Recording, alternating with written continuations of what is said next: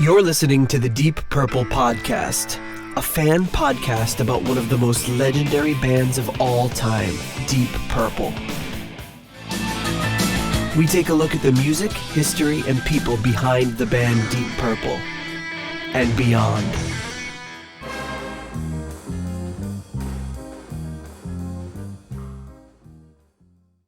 Welcome to the Deep Purple Podcast, the first and only podcast devoted to one of the greatest bands in rock history, Deep Purple.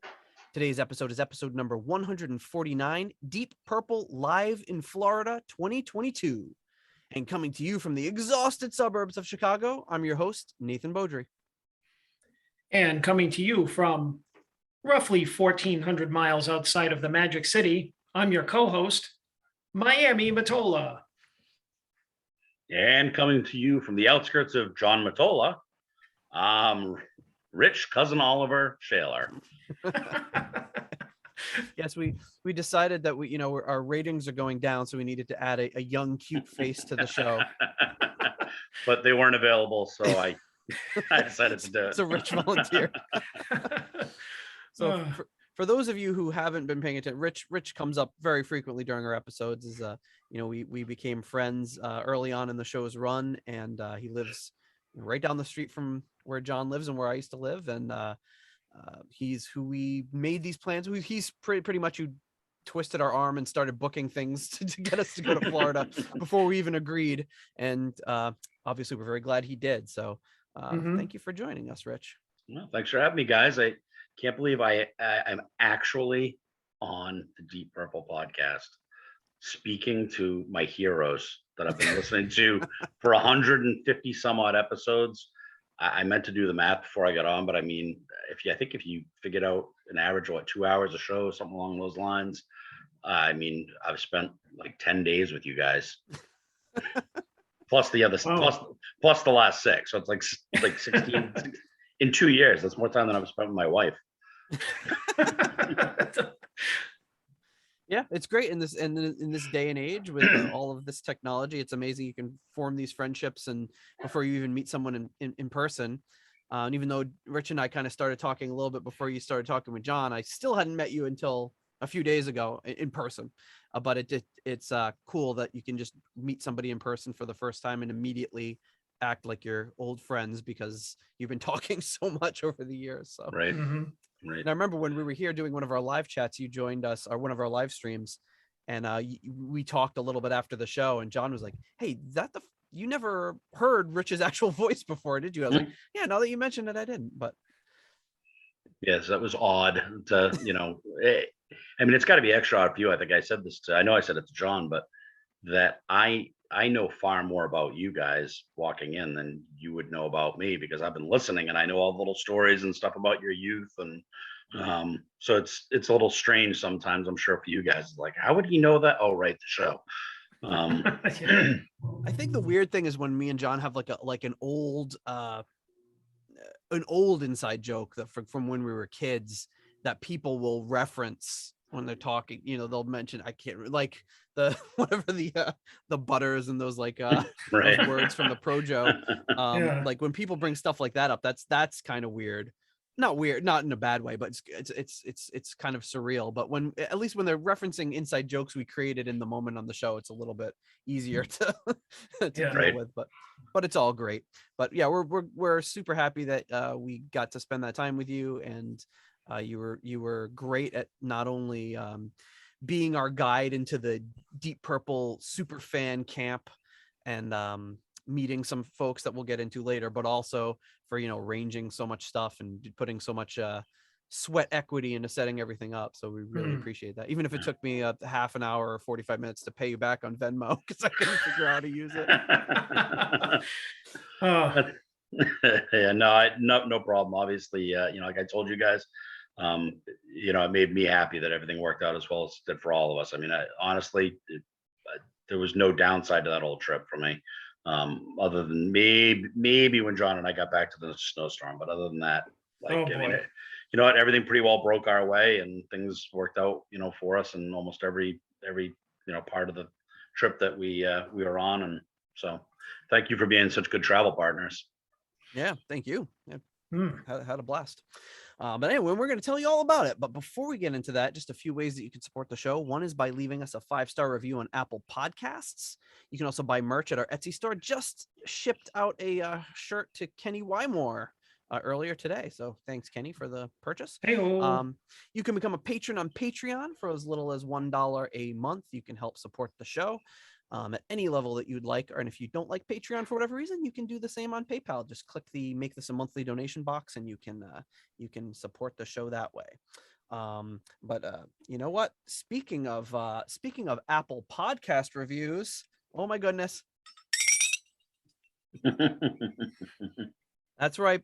We have another review. This review comes to us from Jazz from the UAE, and the title is another 5-star review. You know what that means. So they're looking for the Flexitone. He says 5 stars. Flexitone goes absolutely ballistic. Another spin there. Says, in all seriousness, a great show with the funniest Deep Purple fans in the world. Well, thank you, Jazz. I know we've communicated before, but thank you for writing that review. We really appreciate it. Sure, you're pronouncing that right? Jazz. Nope, I'm not. Never. Sure, We'll never know. Right. Sometimes I'm questioning if I'm pronouncing my own name right. And then we've got patrons. We've got a new patron. Well, not a new patron. I'm sorry, an upgrade. Richard Fusey is upgrading to the $21.12 a month tier, which is created. I wrote back and asked if that means we need to change into a Rush podcast, but he didn't respond. So I'm going to call this one the Long Live Rock and Roll tier. It's for stealing from Rush. Thank you, Richard. Richard, like I said, Richard is hard to hit a moving target. He's all of every month. I feel like he changes up his amount. So for the foreseeable future, he's at $21.12. We really appreciate that. So speaking of our patrons, at the executive level tier, we have the new patron or new upgrade, Richard Fusey, at the $21.12 Long Live Rock and Roll tier. At the £10 tier, we have Dr. Jill Brees and Bryce. I always get them turned around. At the turn up to $11 tier, Clay Wambacher, Frank Thielgard Mortensen, Alan Ain't Too Proud to Beg, and Mikkel Steen. And at the $10 Someone Came tier, we have Ryan M, Jeff Bryce, Gerald Kelly, Victor Campos, Better Call Saul Evans, and no longer Richard Fusey, at least for the time being. Thank you, everybody, for your amazing support of the Deep Purple podcast. If you're looking for other podcasts in this vein, check out deepdivepodcastnetwork.com for all of our brother shows. All right, so Florida, we did it. We didn't, day to day, what's going on? Is this going to happen? Kind of like when John was coming up here for Dead Daisies. It happened. We did it. Now we're going to kind of recap what happened in Florida. So you know what? One of you guys should start, because you got there. Well, I was in Florida before you, but I was at Disney. So this was probably one of the most memorable 2-week spans of my life, as far as stuff coming at me every day that I'll remember for the rest of my life. But before I got to where you guys got there, what happened? What did I miss? We already forgot. Some lady went missing on our plane. I guess that was interesting. Someone went missing? Well, that's right, because we had the seats. Rich had the window. I was in the center, and then there was this woman in the aisle. And so I like zonked out because I worked that morning, and then like rushed home, grabbed my stuff, picked up Rich, went to the airport. And so I was like, just fell asleep during takeoff in the first, I don't know, hour that we were in the air. And then when I woke up, the lady next to me was she disappeared. She never came back. Did she escape through the toilet? Or like what? Well, at first I thought maybe she just got trapped behind like the drink cart and couldn't get back. Oh yeah, sometimes you gotta walk the long, slow walk behind the drink cart. Yeah, but then like longer and longer, which I don't mind, nor did John, obviously. But had I known, she obviously must have taken another seat. Just let us know, because we would have spread out. Yeah, enjoy the extra elbow room. Yeah. Well, whoever you are, lady, I hope you're okay. Hope everything's all right. But yeah, the flight was smooth. We got there We got there pretty late, right? We got there like 11:30. It was close, like almost 11:45, because we were afraid we were going to miss the rental car. But luckily, the club was still open. Yeah, we got what was the name of it? Sixth, right? You walk into this right? You got like Hertz, Thrifty, they're all like just boring. You get to Sixth, it looked like a freaking nightclub. It was like neon lights all over the place. The rental guy looked like a bouncer. It was like fist bumping us. Like it was pretty wild. What's the name of this company? Hey, he was so energetic. Sixth, SIXT. Never heard of it. I think I'm pronouncing that right.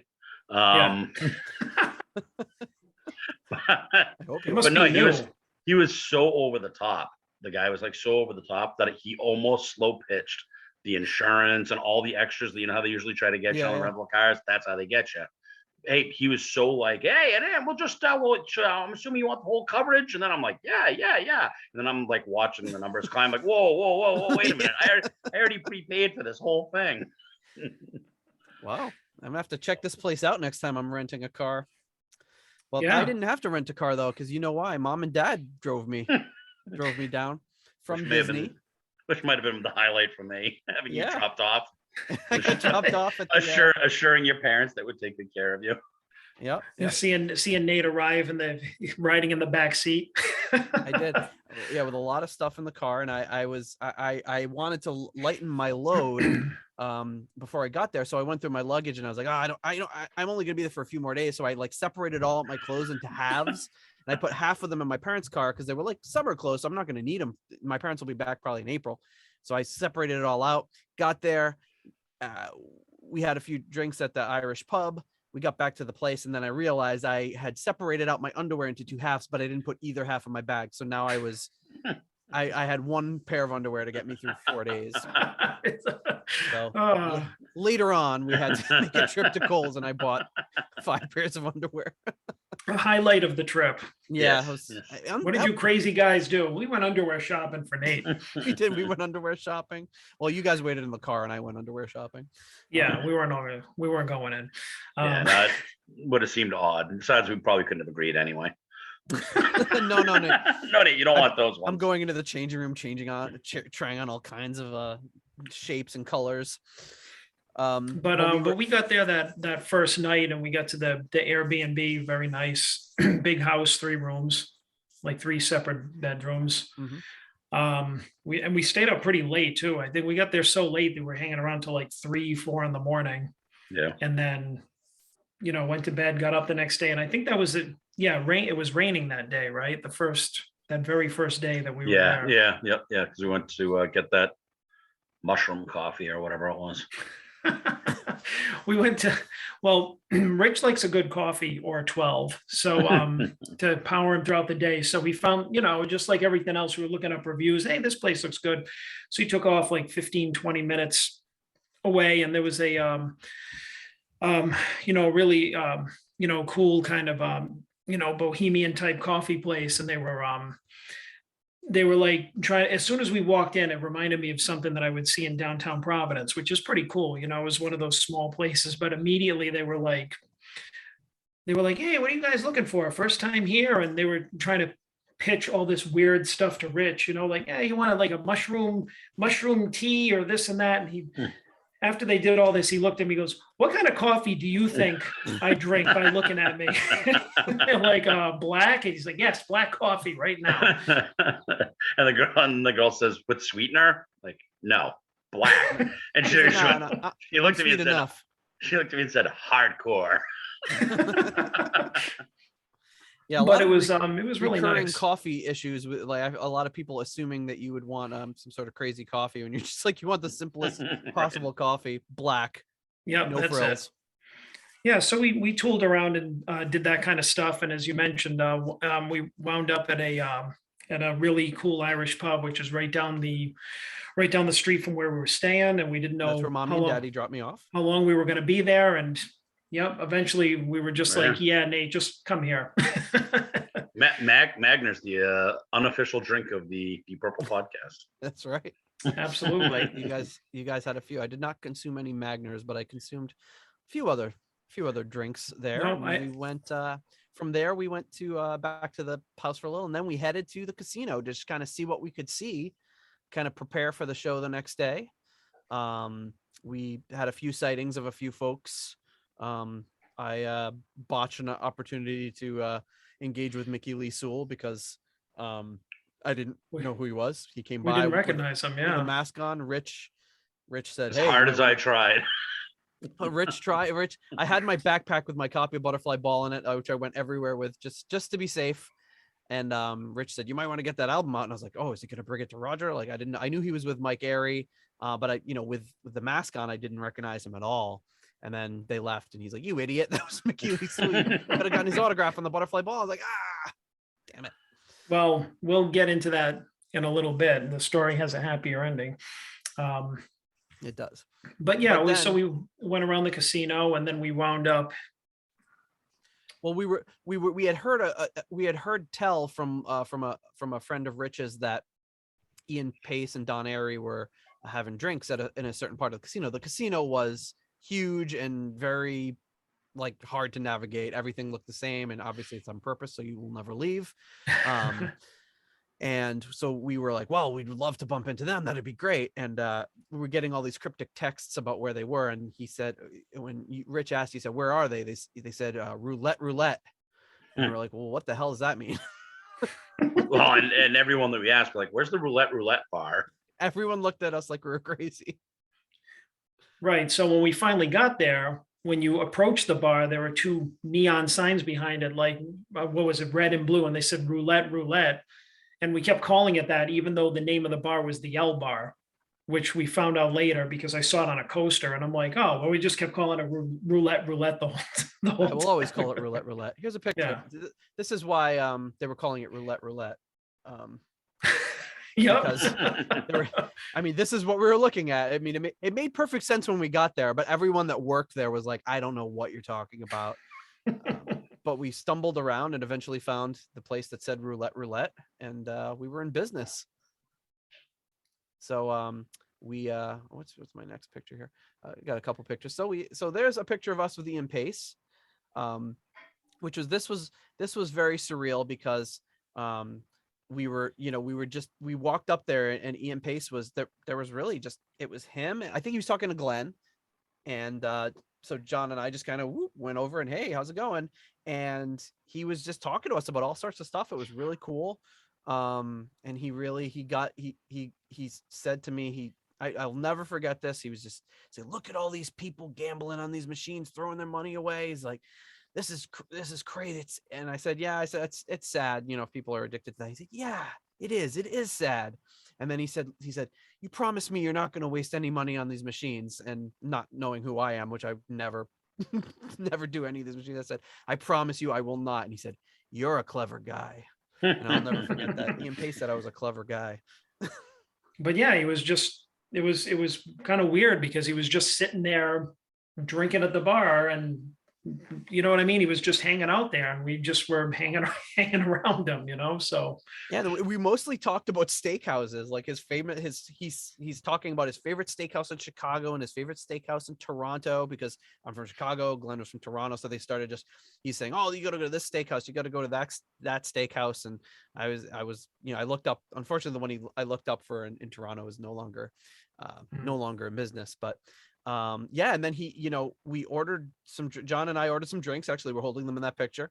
And then all of a sudden, I turned around and Ian Paice was paying the bill, and he said bye, and he thanked, and I was like, wait, he just bought our drinks. And I felt bad because I didn't say thank you, but Ian Paice bought me and John drinks.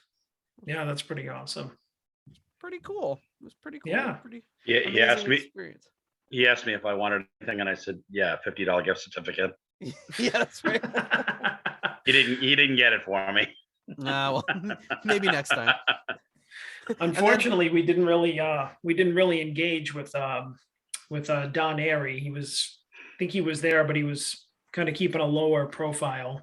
Yeah, he seemed a little preoccupied, so we didn't want to disturb him. And we've already sucked up an hour of his time on one of our shows. So, but one of the things that I wrote, I was keeping very detailed notes on my phone because I didn't want to forget anything, and I'm glad I did, because I would have forgotten this. So at this point, John has been drinking for a while. we'd all been drinking a bit. And the worst part is we hadn't had anything to eat. So this is probably, I don't even know if I have a timestamp on this photo, but it's got to be 11:30 at night or something. And we hadn't eaten anything since like 3. We were all really hungry, but there was so much going on. We didn't want to like start eating a meal and then find out something was going on and miss it. But after Ian walked away, John, I don't know if you remember this, but he says, that was the guy who was on the Shades of Deep Purple. Wait a minute, who said that? You did. You were like, we just met the guy who played drums on Shades of Deep Purple. I was like, yeah, it's not the first thing that would come to mind, but I thought that was great. All right, that's one of a few funny things I guess we can talk about that I did that I don't remember, because now wait a minute. Now we chronicle this too. I had like a bunch of Magners at the bar. I think we had at least 4 Magners at the bar. Then we went back to the house. Right. Oh, that's right. You crushed a couple of beers there and a couple on one of those Jack Daniels things I had. Oh boy, forgot about that. And then we went to the casino, and I had what, 2 or 3 more drinks, like mixed drinks. We sat at that first bar. You had a couple Jack and Cokes. Oh boy. And then I can remember better what you drank than what I drank. And then Pace bought you the one that put you in a dancing mood. Yeah. So I think we do have some photographs. We do have some photographs chronicling this. This is John early into his. Oh no, I haven't seen that one yet. He's feeling pretty good, and then we went to like this. There was kind of this food court, and across the way was like a seating area, like it kind of looked like an overflow seating area for the food court if you wanted to eat your food over there.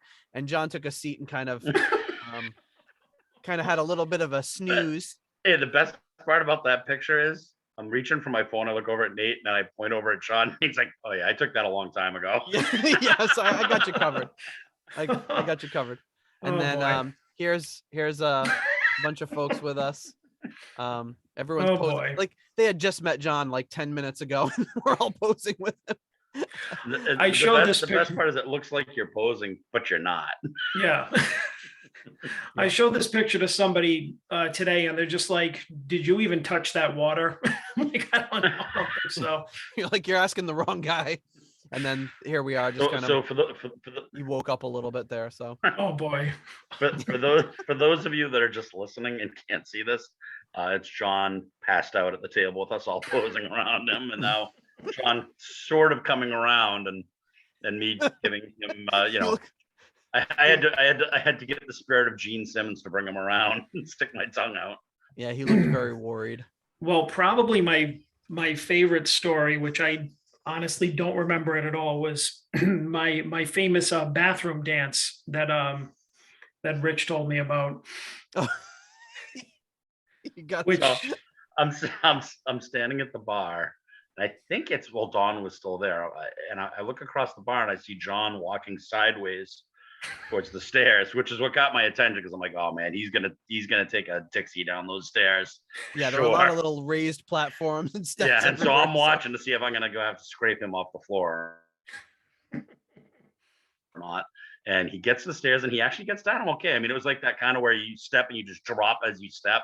And he gets to the bottom and he's looking each way. So like, oh, he's looking for the bathroom. And he looks in the back forth, and he looks back and forth. And then apparently he spots the bathroom, at which point he throws his hands in the air. Oh, you can't see it. Darn. You'll have to do it, Nate. He does this little he dances towards his hands. It was almost like he was trying to like reel himself over with his fingers somehow. We called it the Kermit the Frog dance. So picture Kermit the Frog, and instead of running away from his hands, he's running towards his hands. When he goes, yeah. But the best part is every time John tried to recreate it the rest of the trip, I'm like, yes, but you're giving it too much form. Like it wasn't that, like it wasn't, you're not so much pointing, it was more just I can't believe it. Yeah. Too good.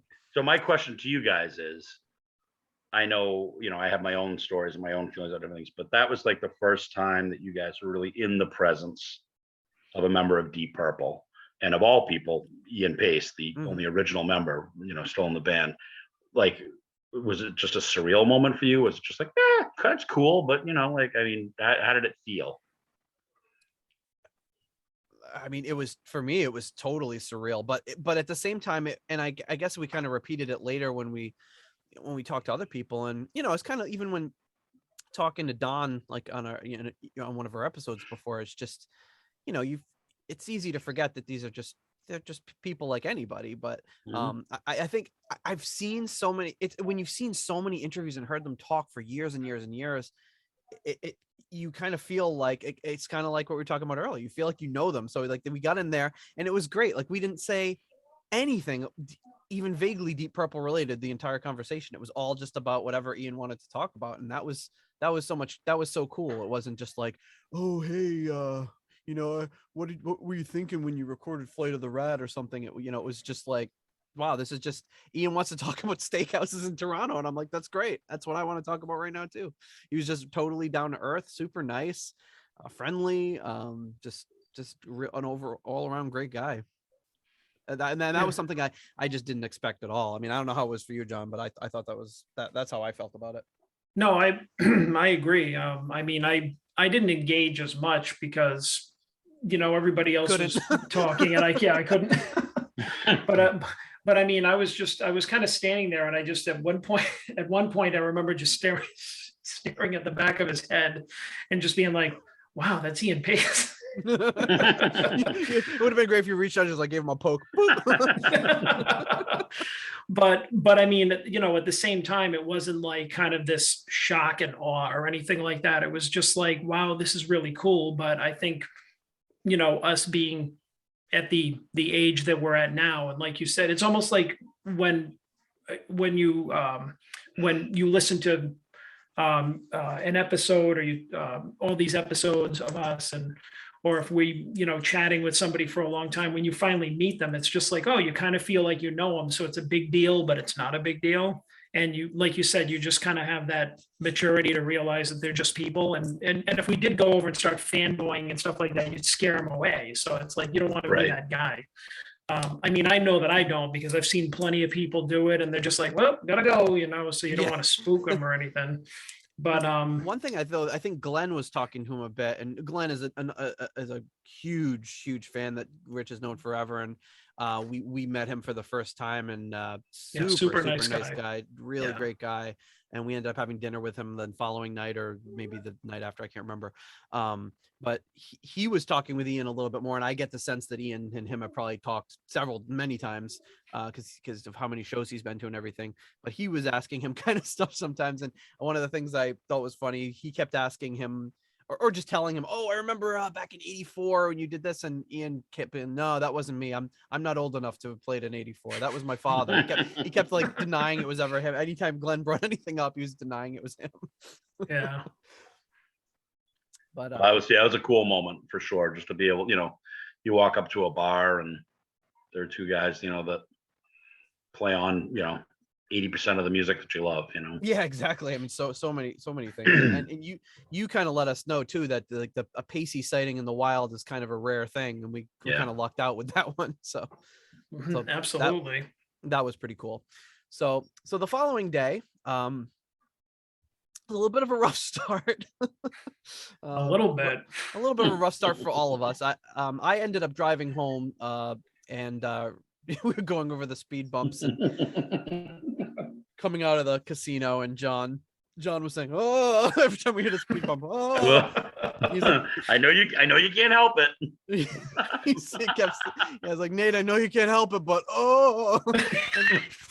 Everyone was fine. I think John felt better than I did the next morning, just because I hadn't really eaten anything, and I was coming off of a Disney whirlwind. But oh man. So I woke up a little bit before you guys and had a little breakfast out on the lanai here. That's our lanai. Is that a lanai? Yeah, that's a classic Florida lanai. Rich woke up and gave John his birthday present, which is the girl's t-shirt. You could see in that picture I'm still wearing the shirt from the night before. Yes. Yeah. And you can also see that we drove home mostly with the window open, as I suggested, in case John needed to get sick. Yeah, but he woke up looking better. Yeah, actually, you bounced back pretty good. And he he went immediately to I don't think he even went to the bathroom. He just went straight into his room, collapsed on the bed, and Rich even went in and checked on him, like, is he all right? All right? And Yeah.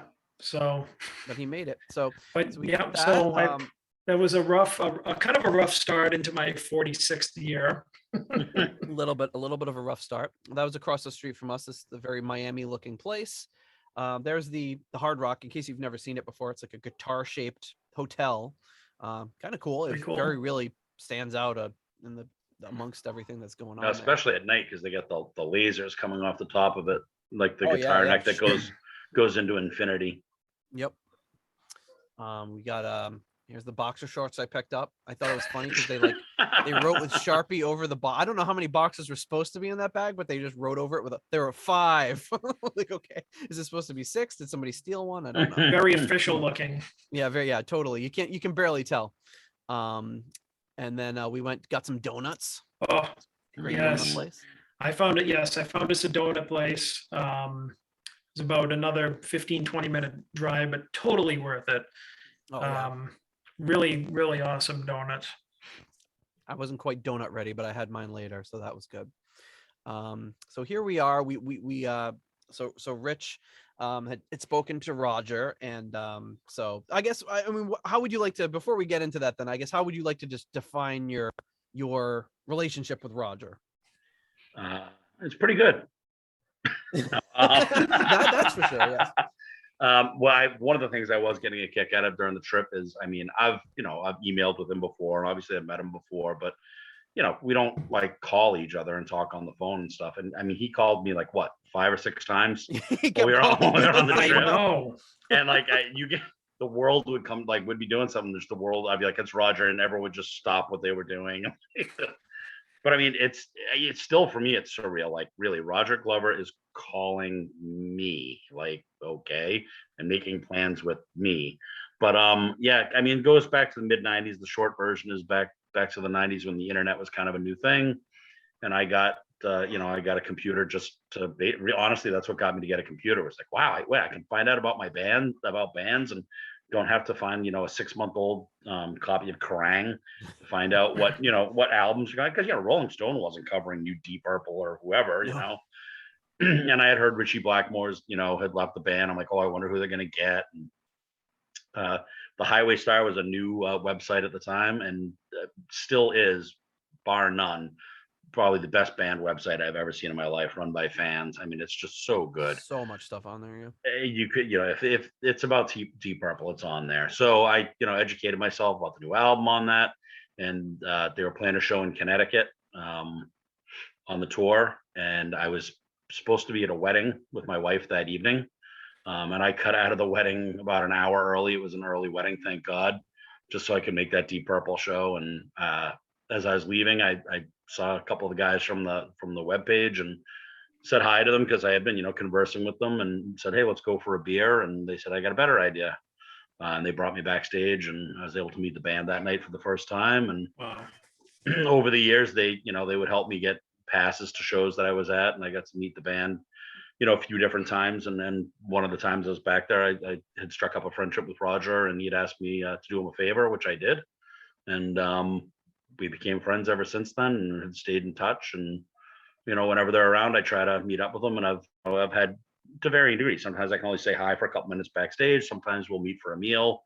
But I've hung out and listened to music with them, and it's just been, I mean, it's a dream for any fan. I mean, spending my entire youth listening to their music and dreaming about, even saying hello to them, let alone, having them ask my opinion on things, or talk to them about, any amount of subject, to know my kids' names, to tell, I mean, we'll get to it, but, to tell somebody else a story about me. He's telling a Rich Shaler story as opposed to me telling a Roger Glover story. And that's bizarre, to me. But he's just the kindest, nicest human being I think I've ever met. He truly cares about his fans, and I think that's why he is so beloved, and why people, follow him the way they do. Yeah, absolutely. And the one thing that with Roger continually calling, and it was so cool. And the weird thing for me was Rich's ringtone on his phone. When it goes off, that this is what I'm associating with Roger Glover. So his ringtone is, I don't know, do you have it at the ready, or should give me a second. You keep telling the story. I'm sure I can get it. So yeah, so I am Rich's ringtone, and then every time I hear myself singing this ringtone, I'm like, oh my God, Roger Glover's calling. So now I've got this Pavlovian reaction to my own stupid singing voice that, it's Roger. Like, what's going to happen? Actually, by the time I find it, when you could just call me, so somebody just dial my number. Yeah, that's true. John, do you have your phone handy? Yeah. All right. So yeah, you'll recognize this from one of our or two of our more recent episodes where which it sounds like, a freaking kazoo. All right, here we go. It does sound like a kazoo.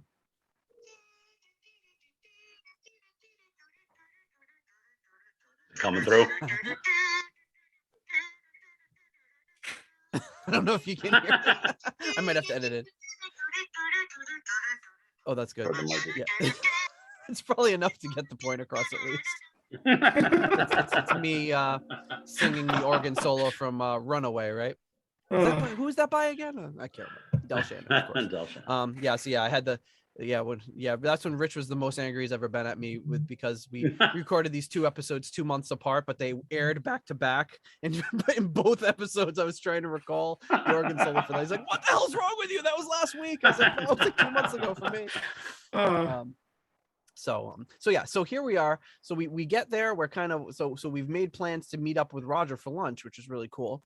And so here's I don't know why I took this picture, but here's us waiting in that kind of seating area. Right. So yeah, we had made those plans, and we were in the casino. And Ian Gillan just happened to walk by, so got off the phone and took a quick picture. I was, oh my God, it's Ian Gillan.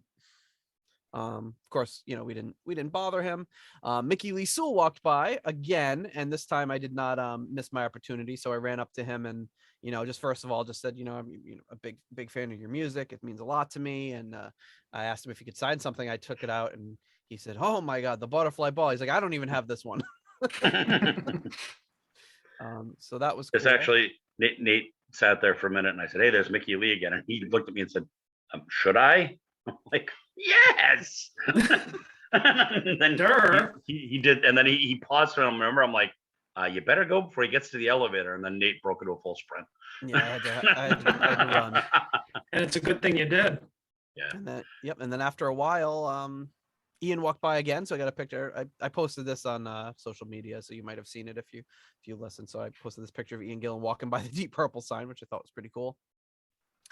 And then we met Roger, and we had a lunch with him. We chatted about so much stuff, almost too much stuff to recall. We talked about a little bit about Butterfly Ball. Actually, we talked more about Elements, because Rich brought up Elements, and Roger was just kind of like, whoa, Elements, who talks about that album?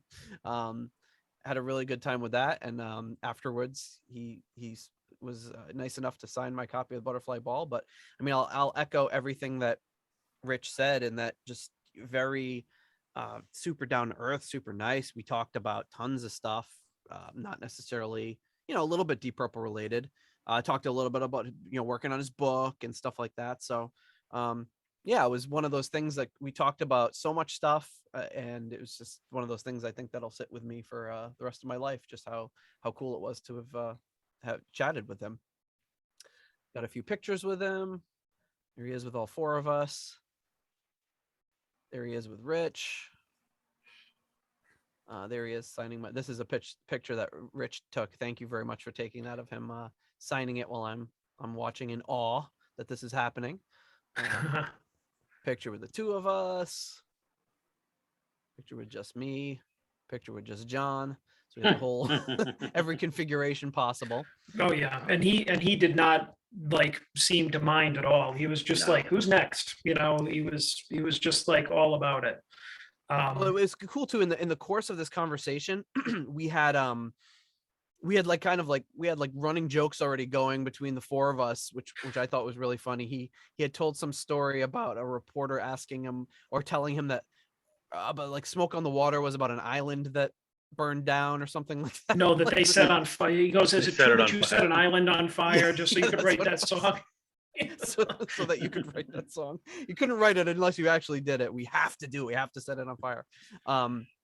But yeah, which is why I sent you the Ian Gilligan photo that is from the episode where they lit the island on fire.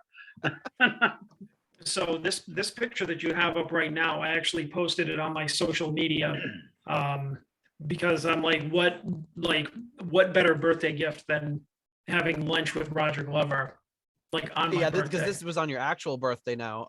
But what a what a treat. Yeah. I actually sent to one of John and I's mutual friends. I said, "Hey, I got John Roger Glover for his birthday. What did you get him?" He was like, "Oh shit." Tough act to follow, but it was cool after we had like that whole lunch and everything. I mean, we've spent almost an hour and a half, I think, with him, which was super cool. Because would have taken 15 minutes to eat the food and say, "Well, see you later," and shake our hands, and that would have been like still a thrill. Well, that's the thing, is he didn't rush through it at all. I mean, it didn't even like, nothing about it seemed like forced or unusual or anything. Like, all right, I got to get this meal and get out of here. It was just like, meeting a friend for lunch. Yeah. And I thought it was especially nice, and I know you guys acknowledged it at the time, but he sat back at one point, when he knew like he was gonna have to get moving or whatever, but he just sat back and he looked at you guys, said, "Anything else you guys want to know or ask about?" And just letting you know, like, whatever you need, like I'm here for you. Yep. And then I said, we had joked before about the smoke on the water thing, so I just kind of about interviewers. That was great. So when he asked that, I said, "Yeah, so what's the story with smoke on the water? Like, how did that story get written?" And he laughed, which I thought I was very proud of. Yeah, it was good. That was one of the best lines. That you actually got me too. That was the best line of the day. Yeah, I was actually kind of surprised. That was quick thinking on your part. Wow, you seem to really. Hey, I was really surprised. You were funny for a change. First time for everything. It was a very rich type line. You kind of stole his thunder with that one. I couldn't resist. But you were really. I noticed you were really relaxed through the whole thing. Like, when we were sitting down, I consciously sat across from him because I'm like, I like to sit next to him, but I mean, I feel like Nate is the much bigger Roger Glover fan, so I'm like, I'm gonna let Nate sit next to him. And I saw you getting really comfortable with him. Like, by nature, I'm like, if I don't like know somebody, it doesn't matter who they are, I have a little trouble engaging with them. Like, I didn't really talk that much. I was listening more. But it was fun to watch you like start to like joke around with them. It was actually more fun for me to like see you have fun talking to Roger Glover, because I know how much it meant to you. So it was that was a cool part for me. Yeah, it was super cool. And it was weird. It's like you're like, I was so nervous when we were waiting for him, and then when he came out, and like the second he was out there, it's just like, oh, cool. And then like I wasn't even slightly nervous. It was just really, it was kind of like meeting Ian Paice the night before, like not at all nervous. It's one of those things. It's such a shock that you just kind of like go on autopilot. You don't even really pay attention. But yeah, and he puts you at ease too, just by the way he speaks with you and speaks to you, and and the fact that he and I are joking even about like we were in line getting the food, goofing on the food, and yes. when he ordered the shrimp, I'm like, man, you're rolling the dice on that one.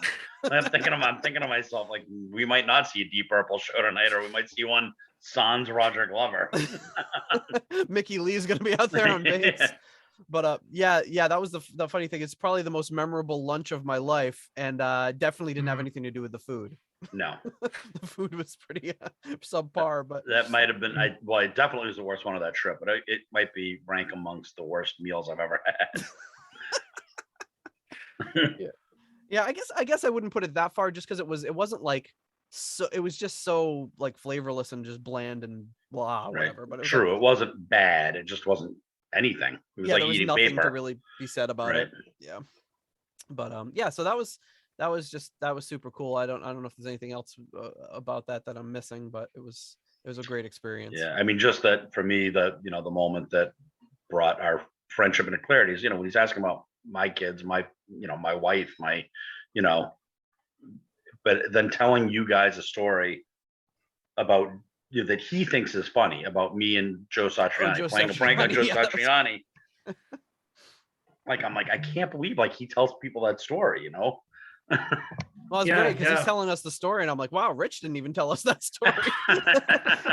Rich has a story about Joe Satriani he's just sleeping on. He's like, I'm not gonna bring that one out. Roger Glover is the one who had to tell me. Oh God. but yeah, it was definitely the highlight. I mean, to say that you've like sat down and had lunch with somebody who you idolize, we've listened to his music since you were a kid. I mean, especially in a band, in this band. I mean, obviously we have a podcast about him, so we kind of like him a little bit. Yeah, just a little. Yeah, so it was pretty great. That's definitely a highlight for us. Absolutely. But you know what? Roger wasn't the only famous person we met. We also met with Peter Gardeau. Gardeau, who brought the shirt that John's wearing right now. He my Warhorse shirt. Yeah, my Warhorse 90. This thing's like an extra large. It goes down to my knees practically. So yeah, I don't think we talked about this on the show. We might have talked about it on the live stream like after the fact, but yeah, Peter had this great idea that he was going to meet up with John. This like right before COVID, they were going to go see a concert. It was going to be like 4 of them, and Peter and his 2 friends were all going to wear these Warhorse t-shirts that he custom made with the Warhorse album cover on it.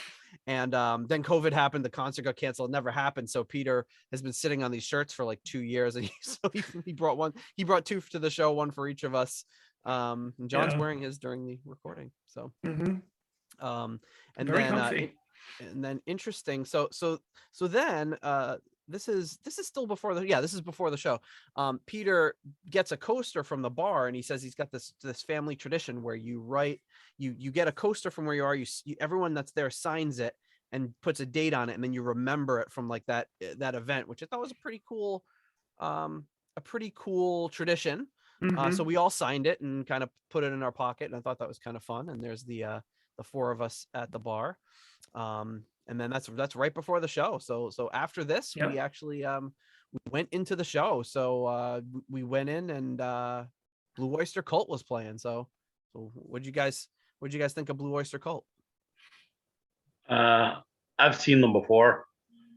I was unimpressed. I mean, they sounded fine.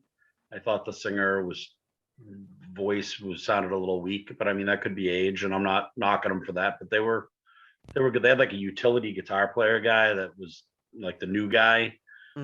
His voice was good, really strong. The guy on the green guitar there on the far left, he was good. He had a great voice. But the 2 main guys, great. I mean, you can't knock their hits. Their hits are great. Burning for You is probably my favorite. That was the one I was waiting for. But I feel like, probably like the casual Deep Purple fans, that walk out after Smoke on the Water, or we're only there to hear the couple of Machine Head songs. I'm kind of, same with them. I really don't care about their new stuff. I really don't care about, most of their stuff. But they're okay. Yeah, I'll agree. I'll echo that. It's one of those bands where you're like, oh, okay, they still got, I guess, a couple of the original guys, and then, like you said, the new guitar player who I wasn't impressed with until they were just like, we're going to do a song off the new album, who they gave to the new guy, and he played lead and sang on it. And I remember we were talking about it, Nate, the next day. That was really a highlight of the opening set for me, because I mean, he sold it. He was like really into it, and it was a good song. And I mean, he was really getting into it. His guitar playing was really good. And I was really surprised. I think it was called Tainted Blood or something like that, or Tainted like something. That, yeah. But I was like, wow, that was really a highlight for me. I thought it was really good. I thought he was really good. So I immediately saved it to my phone so I could, listen to it later. But I thought that was really cool. I like it when I can really get into kind of a new musician or a player like that. Just kind of on the cuff, just seeing them live and being like, wow, that's good. Yeah, I'll be honest. I got a kick out of seeing them play "Burning for You" and "Don't Fear the Reaper." Like that was right. Was pretty cool. Which, like, those are songs that I always really liked. Both of those songs when they came on classic rock radio, I always used to really like them. So seeing the original guys play it live, I got a pretty good kick out of that. But yeah, I'll say that if you told me that my favorite highlight for the Blue Oyster Cult set would have been like something off of one of their newer albums, I would have been pretty shocked. But that guitar player was phenomenal, and he just did some amazing solos, great vocals. It was a really good song, and really enjoyed that. I told you guys. No, go ahead, John. No, I was just going to say, go ahead. No, go ahead. I man. see how this Bolin This thing is what works the last now. week was like. Now I understand how this works. So I was just gonna say, I know you guys. I told you guys that I had met them before, and that helped too because they are also very nice guys. They're very unassuming. They're not, Blue Oyster Cult guys. They're really nice. They're funny. They're typical New York, Jersey kind of guys. So that kind of makes me root for them too. But I felt since I've seen them so many times, I don't get that same magic of, oh, here's Fear the Reaper and but still good. I liked the I liked that Peter was asking who was opening, and he said and he was trying to remember the band that opened the last time when we went to see them. He said, "What's their name? Angry Eagle." Yeah, that was your other great line. You said you got the animal and the emotion wrong. It's like, you mean Joyous Wolf? He's like, oh yeah, that's right. Angry Eagle. He kept calling him Angry Eagle. And then Peter was sitting really close to me, so like halfway through the Blue Oyster Cult set, I looked at my phone and there was a picture of the back of my head, and I was like, so I like geolocated him like right to back behind me to my left, and then we hung out between songs, and then I posted this picture of the classic Deep Purple concert bathroom line, the only place where there'll be a line for the men's room and you could just walk right into the women's. Oh yeah.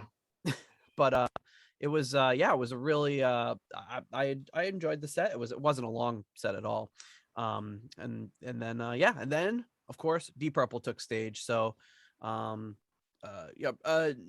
a lot of surprises in the set list, but I mean, anything that stick out to you guys about the show in particular?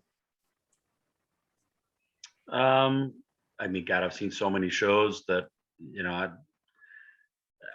I just the energy coming right, and maybe it was just because I was so excited because I hadn't seen them in a while, but I felt like the energy for Highway Star when they came out was just, it was an aggressive version of Highway Star. Steve's solo I felt was particularly, hard, like a hard push on that solo. He played the identifiable Blackmore parts, but then the stuff he was doing that was his just seemed to be super aggressive. I keep using that word, but that's the only one I can think of that describes it. Yeah, and you were joking with Roger too about, because he was saying they were rehearsing and getting the cobwebs off or whatever he said, and I said the adrenaline will carry you through. I'm not worried. I said, you guys have done this for so long, you'll be fine. He said, well, you'd be surprised. but they were good. I mean, you could tell just the energy for not only for them playing the show, but for the people there to see a show. Everyone involved was just like, this is a good. I feel like it was a nice, almost bridge back to something resembling normal, which is good because we've needed that for a long time. They opened with Highway Star, Pictures of a Home, Strange Kind of Woman, with no pauses between, just boom, boom, boom, bang through all the songs. And then they did Nothing at All for the first time live, which was great because that was one of the ones I was really hoping they would play. And I mean, what'd you guys think of the of hearing that song live? Well, that was one of the more unique songs. I remember hearing it and us reviewing it and everything, and we were just like, wow, this song is like wild. Just the guitar and the keyboard parts. So that was it was cool to hear it because we thought they were going to do Throw My Bones was the obvious choice, but they did not, at least on this night. But yeah, I think it was it was a great surprise. Yeah.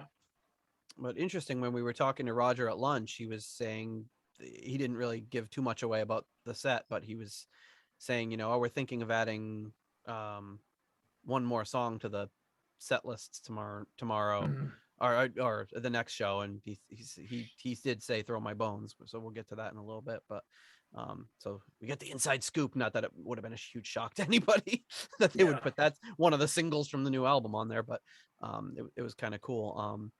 And then they did Uncommon Man, which that was fantastic. I really love that song.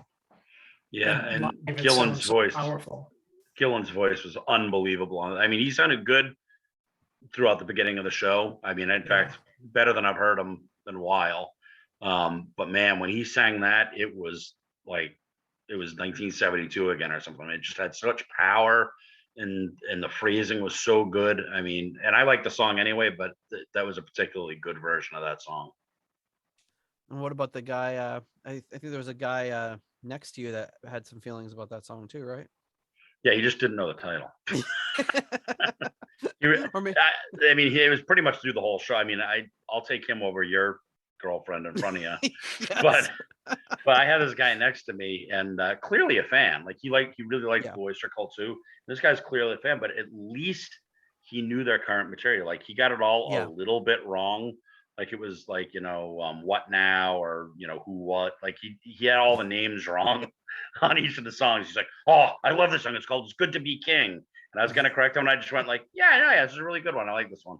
And was that the same guy as the Dixie Dregs guy, or was that a different guy? Oh no, that was Hugh. That guy was a few rows back. He just kept yelling, Dixie Dregs. I told you I was gonna turn around and go like, okay, we all get it. You know that he was in the Dixie Dregs. You've shown us all just how smart you are. Now shut up. Shut up so we can watch the show. Right. Oh my God. Yes, the woman in front of me was very invested. She was Nate's so excited girlfriend. about the Blue Oyster Cult. She was so worked up about Blue Oyster Cult. I thought she must just be here for Blue Oyster Cult, and Deep Purple's kind of an afterthought. But then Deep Purple came out, and I said, "Oh boy, nope, she's here for Deep Purple too." Oh boy. She took it to the next level, and she was like, "Wow!" Hands in the air and high fiving everyone around her. It's like, on the one hand, I was just, it's like a little annoying because it's like I'm trying to look past at the show, and on the other hand, I'm like, man, I like music a lot, but maybe I don't like. It doesn't turn me into that person. Like I can't. I mean, I was excited. I was super happy to be there. It was awesome, but that's like a level I can't even get to if I wanted to. It's pretty amazing. The next in the set they did, I think they did Lazy right after that. So obviously, the crowd was pretty happy with that. Went into a cool Don keyboard solo and right into Perfect Strangers. Into Space Trucking. I'm sorry, into bass solo, then Space Trucking. Then they, with very, very little pause at all, just went right into Smoke on the Water. Crowd, of course, goes crazy.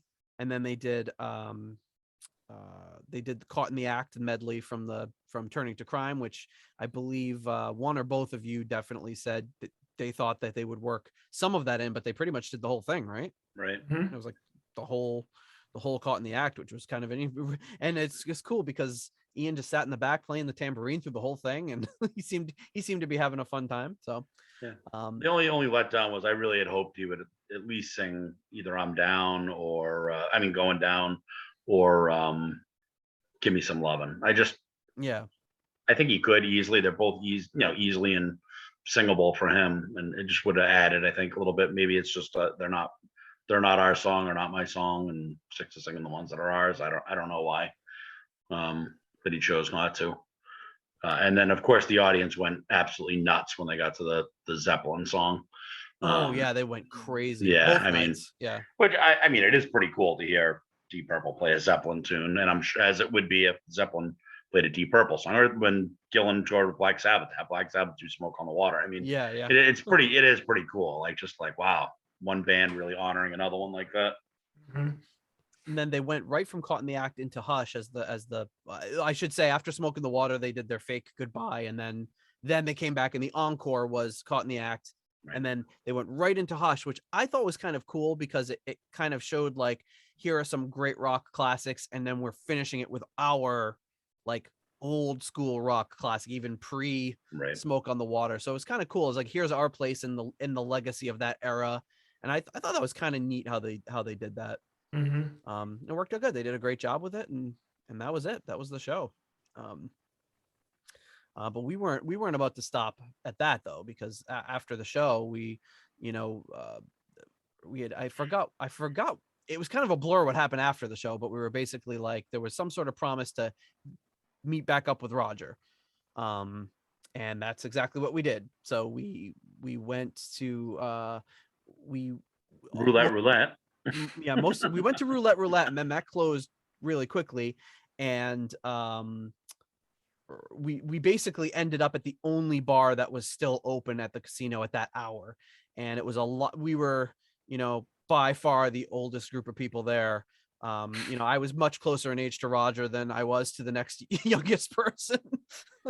Yeah, that was definitely like what were we saying? We just like, there were probably like 6 of us around like Roger at the time. We're just like, and we were like, this is great.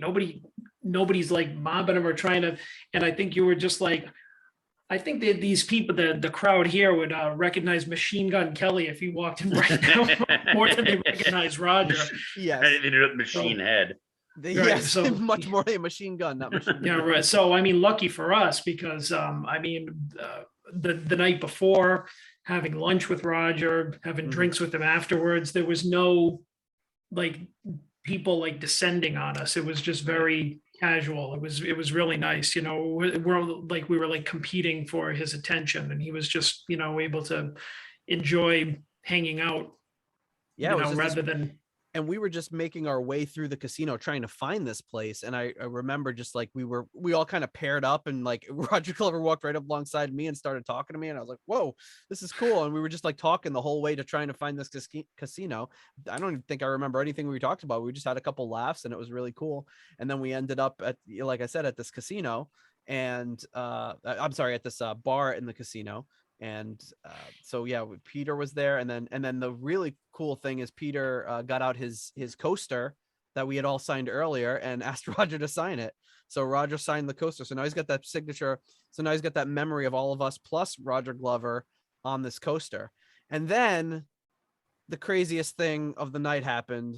I don't know, John, do you want to, keep in mind, we've met Ian Paice, we met everybody,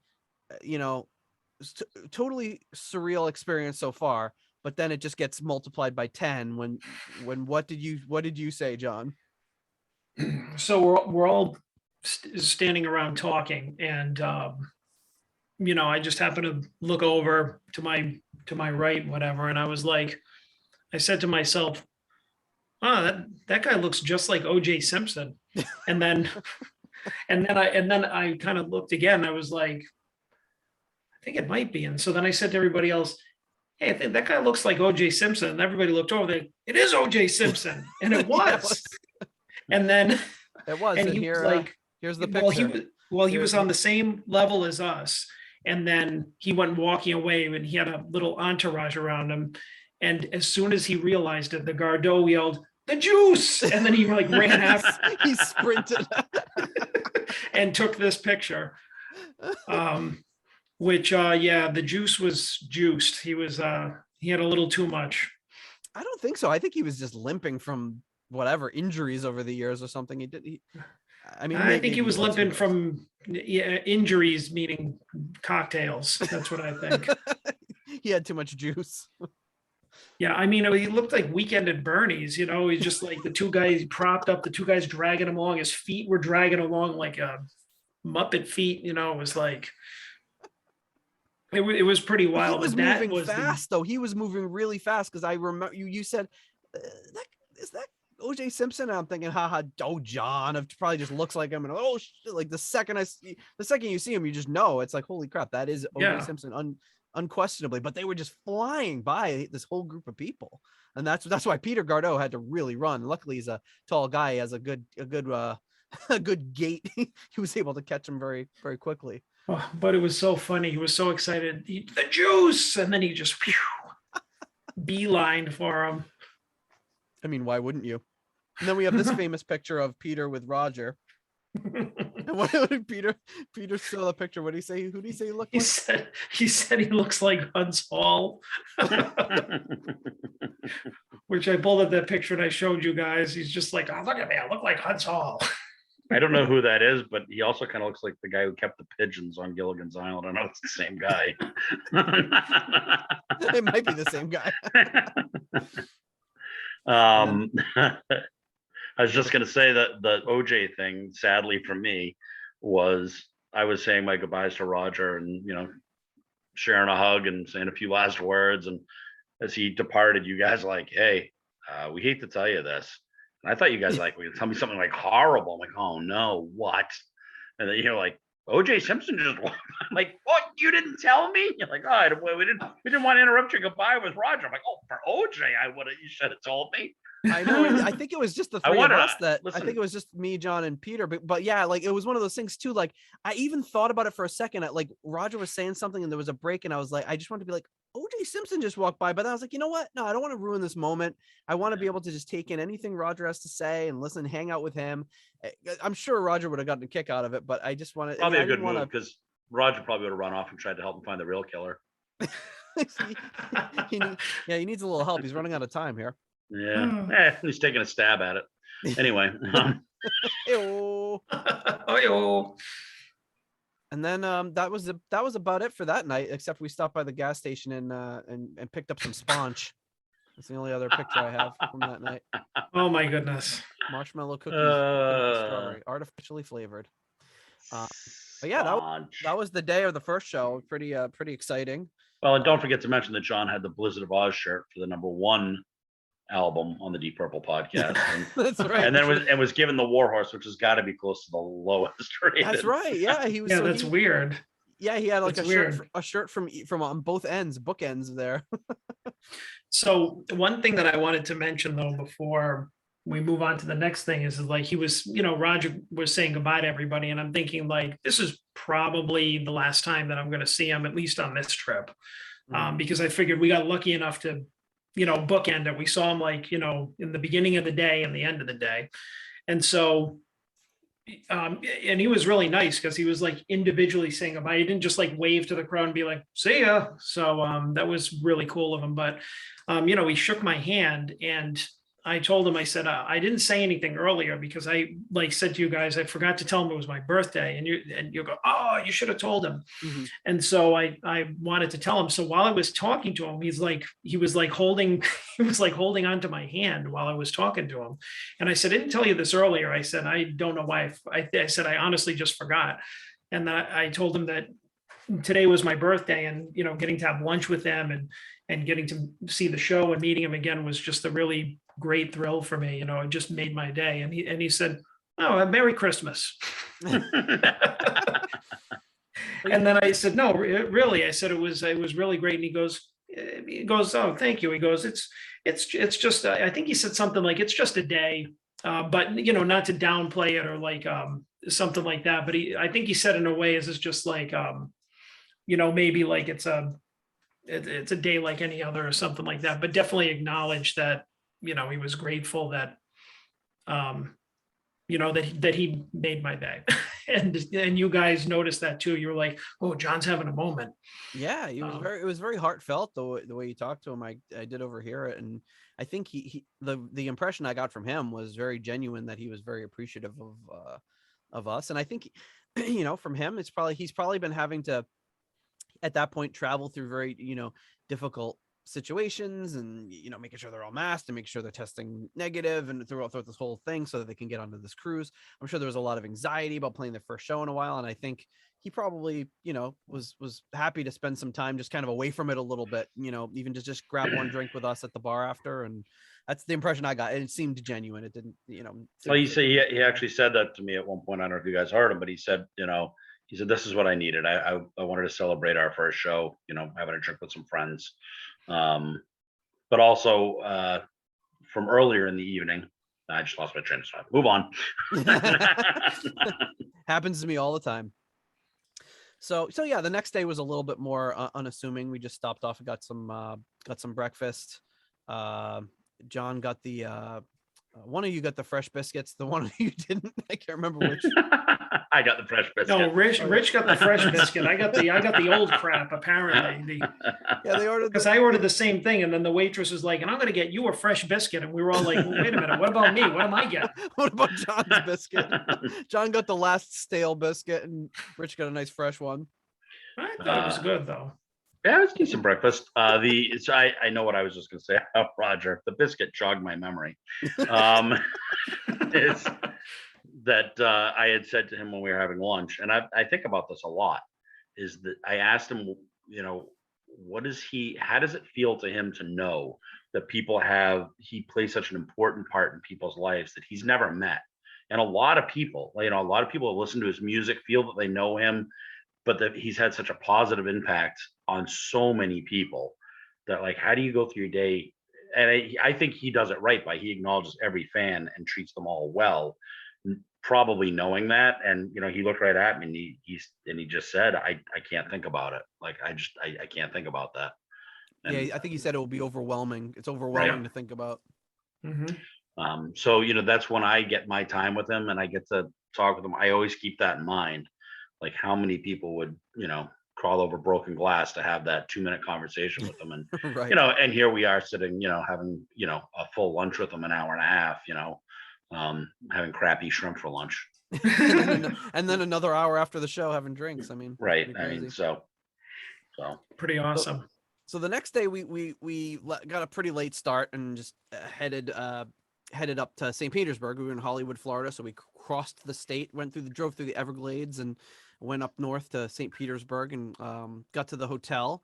And then Rich told the guy who's carrying my bags that I was famous, and I think he believed you. I don't know. He was just like, yeah, he's in the new Spider-Man movie. Well, no, the guy asked me that. He said, "Are you in the new Spider-Man movie?" But I don't think he was messing with me. No, I don't think he was either. Like, he looked serious. I'm like, yeah, I look just like Tom Holland. That must be what you have in mind. But then he was like, "Can I get your autograph?" Like, I don't think he was messing, because I think it was one of those things like, I don't know who the hell this guy is, but I want his autograph just so I can play the odds in case he is famous. And I was like, I'm not famous. And then he went up with the elevator with me, because I had like leftover Disney bags with me. So which is the next thing I want to talk about, because we didn't talk about it when you were there, but I said it to John later. I'm like, it didn't dawn on me till later, but that Nate sort of travels like he should have a shopping cart, because yes, like you have like just such an odd assortment of like a book bag, a backpack, a suitcase, and this, like, it's it's just sort of like a homeless person wandering down the street with, like, and I've got oatmeal and I've got a random paper cup, and I have so I had all the leftover, like we had gotten groceries delivered at the hotel at Disney, so I tried to lighten, like I said, give Jen as little stuff to go home with. She's traveling with 3 kids by herself, so I'm like, let me take as much stuff as I can with me. So I had random, I had like a thing of oatmeal, I had some bag of pretzels, I had some paper cups, I just every random thing you could imagine, but I was like taking them with me and then kind of using them up as I went along. And then I left a huge deposit for when we checked out of that hotel, just of leftover crap. But yeah, and then I had one of the bags I had was clothes, and the other one was just filled with Disney souvenirs, because I was like, well, let me just check this at the hotel. And man, dragging that around Florida really sucked, but I was glad when I got it home. But yeah, so anyway, we got to the hotel, and then we found a really nice steakhouse that you had eaten at before, and we had a really great dinner there. It's I mean, definitely the best meal that I had down there, but it might be in my top meals of all time. Seriously, that's how good that steakhouse is. Just do a free commercial. Maybe we'll get a gift certificate for them. Something. 1200 Chop House. Here. Oh yeah, 1200 Chop House. Let me see if I can find it here. That place is just, I mean, everything from the salad and the steak, the bottle of wine you guys picked out. Yep, 1200 Chop House, Carnivore Paradise. Oh, I know. I didn't notice that. I missed the Carnivore's Paradise too, but I'll agree. Yeah, the sign was like so high up, I don't think I noticed it either. And there's Miami Matola hanging out by that's right at the base of the sign, I think. Yep, because we had to find a palm tree for me to get in front of for that. But yeah, it was an excellent meal, and we wound up, the 3 of us, we met up with Glenn. We were talking more music and sharing more stories, and over dinner. It was a lot of fun. We closed the place down. It was nice because we had a really long wait to get the table, and I'm so used to, with kids, like, you're just like, oh, an hour and a half wait. I'm like, well, screw it, we have to go somewhere else, because these kids are going to lose their minds. But to be with you guys, it was like, oh, well, fine, we'll just wait. And we just hung around and chatted. It was cool. And then when the table was ready, we just went and had some dinner. Yeah, the bummer is, like, Glenn didn't really have any good Deep Purple stories, so. One story. Said no one ever. All right. You could have a whole second episode just about Glenn's stories, but what a great guy. Yeah. And then we headed back to the hotel, and we were in Florida, Golden Girls, so me and John ordered a cheesecake and had some cheesecake in the middle of the night, the perfect the perfect way to celebrate being in Florida. Oh, that's great. It was a grand time. That was the only time I really felt like a third wheel. So I went to the bathroom. I came back. You guys had dessert and didn't order me anything. We were sharing cheesecake, but then like they immediately like shut down the kitchen and were like kicking everybody out. I was like, oh, okay. It kind of happened fast. Yeah. Yeah. And the next morning, woke up early and checked out the Mahaffey Theater where they were going to play, which it turns out I was pronouncing that right. First time for everything. There's the bill right outside the box office. This is like first thing in the morning. And Yep, pretty cool. A menacing John standing underneath the palm tree. But yeah, it's a cool picture. That's a cool shot. So we had that morning, and then we basically we left the hotel and just were like, we were going to go to the Dali Museum. There's a Dolly Parton Museum, but there's also a Salvador Dali Museum. We're going to go to the Salvador Dali Museum, but it was only like reservation only. So we ended up just saying, oh, let's just go for a little walk. And then like we walked around for like basically 4 hours. The Baton Death March. My feet still hurt. Oh yeah. Yeah, we saw this like I don't know if I have a picture of it here. Oh yeah, I think I do actually. There was this, we spotted this thing off in the distance of a well, we started off, there was like a farmer's market. Yep. And then we kind of walked out to the water, and then what we saw from there was this, at the end of the pier was like this really tall, looked like a restaurant or something like that. And we thought it was like an exclusive club or something. Yeah, we didn't know if it was an exclusive club. It's that right there in the distance. We said, oh, that looks kind of cool.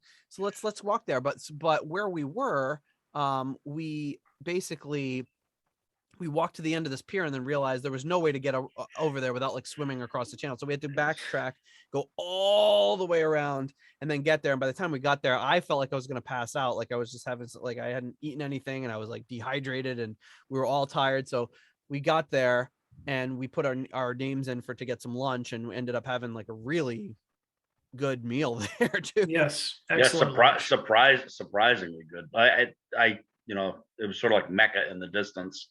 But the walk over there just reminded me of Boston. We can see it, you just can't get there. Exactly. You can't get there from here.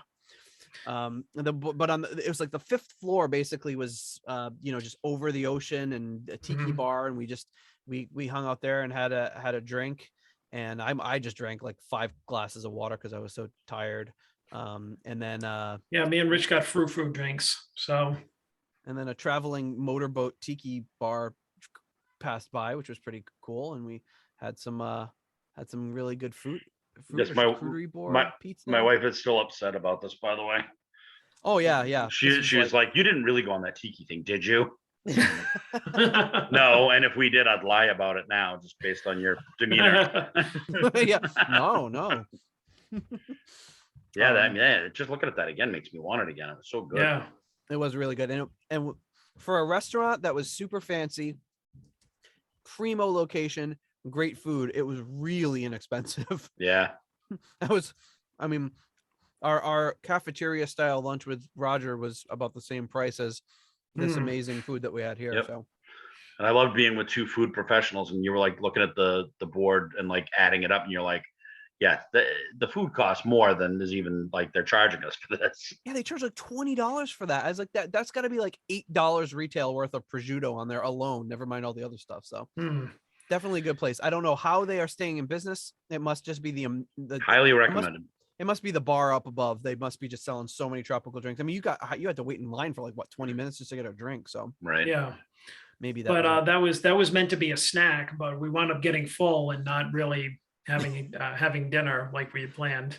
Yeah, there was no, this whole trip was like there was no eating schedule. It was like having lunch at 3 p.m, dinner at 4, nothing else later, dessert in the middle of the night. It was crazy. It was chaos. Yeah. And then we walked back and we met up with Peter from Illinois, another a patron that came down and it was texted us and ended up being in the area. So we got to meet with him for a few minutes before the show. It was really cool.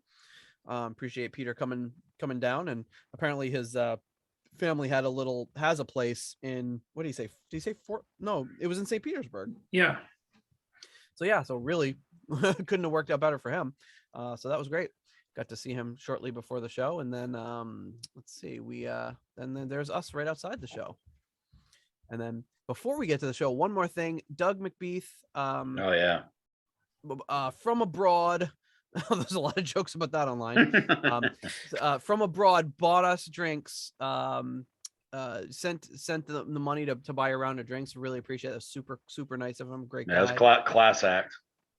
And I kept saying that Doug, I posted something about it on social media. It said, thanks to Doug for buying us drinks from abroad. And some people are like, that's no way to talk about the bartender. She was a nice lady.